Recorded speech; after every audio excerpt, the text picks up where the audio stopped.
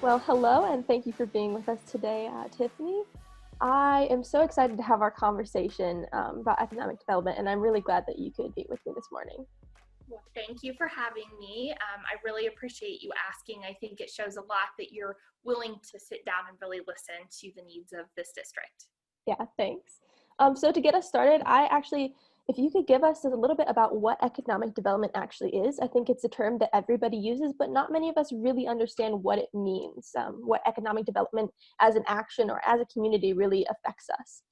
Oh, sure. So, especially here in our community, that's a really, really broad umbrella of things that's covered in that definition. So, it's anything from supporting our existing small businesses to our large manufacturers with their needs, helping them with expansion efforts. It's attracting new business to our area. That also means site preparation, brownfield projects. It's really connecting with our community so that we understand better their needs and their expectations for our area, but it's also tourism as well. And so we've got some really incredible partners that we work with on a regular basis that kind of specializes in those areas.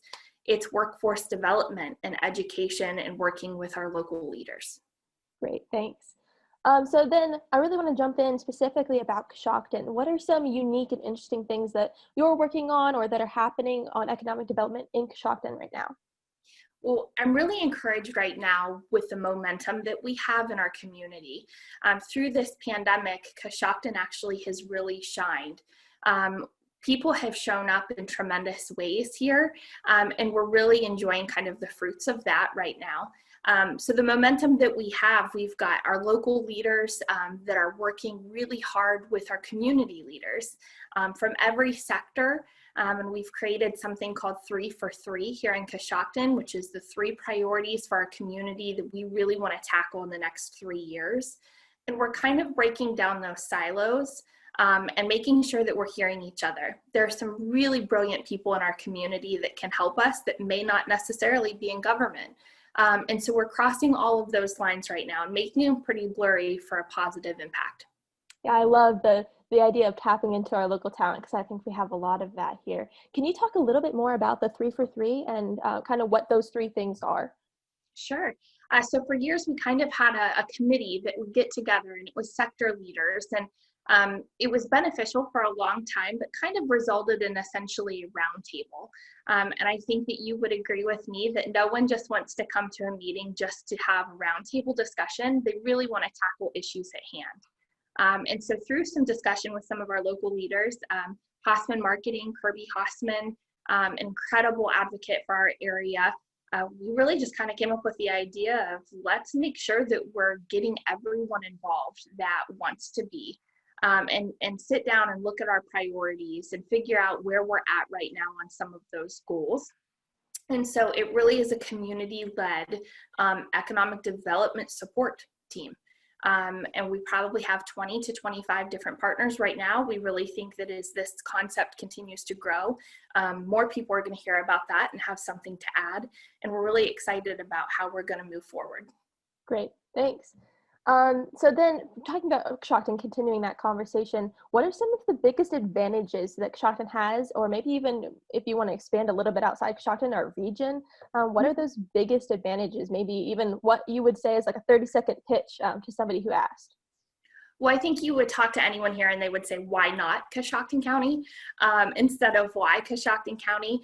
I really think that in our area, and again through COVID, people have a much greater appreciation for wide open spaces, recreational opportunities, and Coshocton definitely hits the sweet spot there.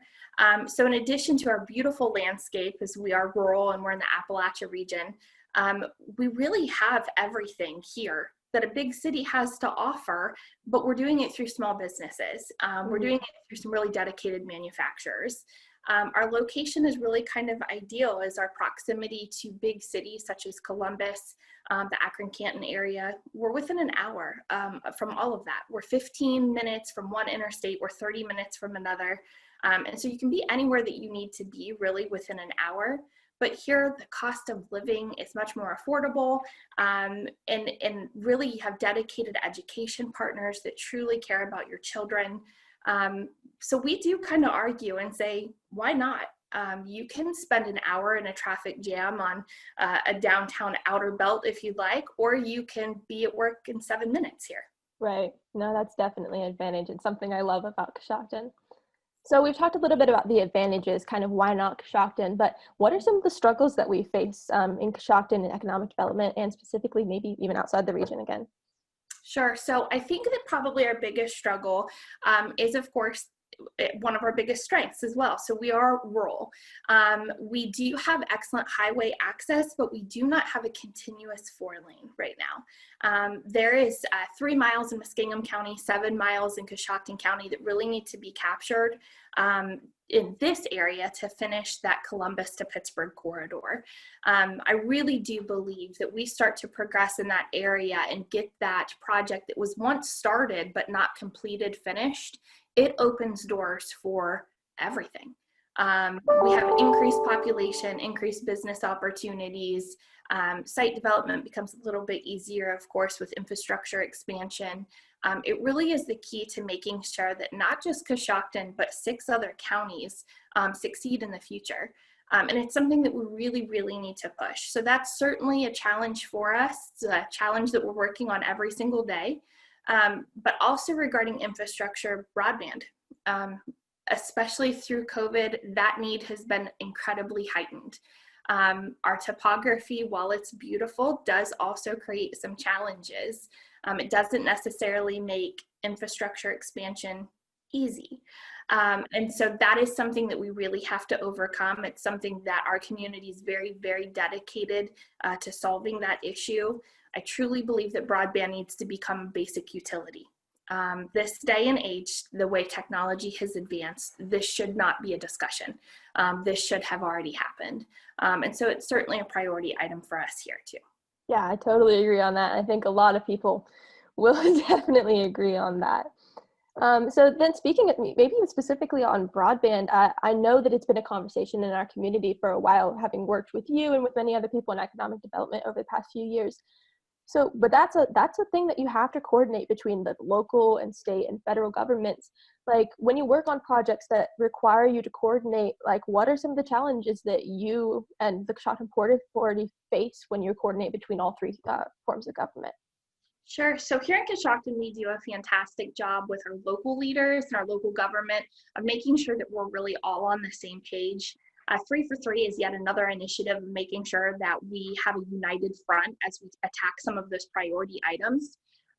Of course, the pull on our state and federal elected officials, that's a lot. You guys have an overwhelming number of people that you need to hear. And you need to be able to respond to. And so I think the best thing that we could do is really prioritize with that united front our needs and make sure that we're clearly communicating that to our legislators. Ultimately, open communication and accessibility is something that we really need to have to make sure that we're funding areas correctly and adequately to progress our district. Right. Yeah. So then when you talked about the state officials and everything, so no matter who wins the upcoming election, I know that it's going to be very important for them to pay attention to a lot of things, like you said. To you, what is the most important thing that a newly elected state official needs to be doing day one? So I think, and it starts before day one, it really starts right now. And thank you for reaching out to us because there's a lot of things that our district has to offer. There's a lot of things that we really can improve upon. And so it is open lines of communication, truly accessibility. And I also think it's time management. Again, you do have an overwhelming number of people that are going to be trying to tap into the resources there and make sure that they're heard. So I think time management is incredibly important, but also transparency and vulnerability too.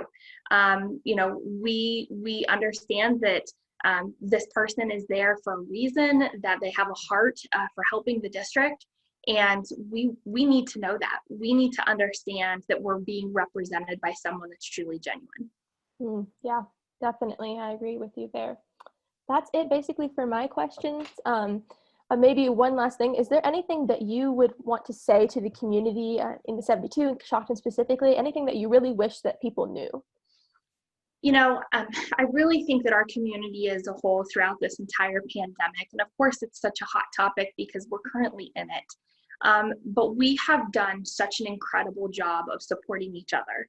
And we've shown up in really, truly incredible ways. I mean, just the way that people have hundreds of cars have lined up to support a local movie theater by buying popcorn when there was mandated closures and reduced, capacities.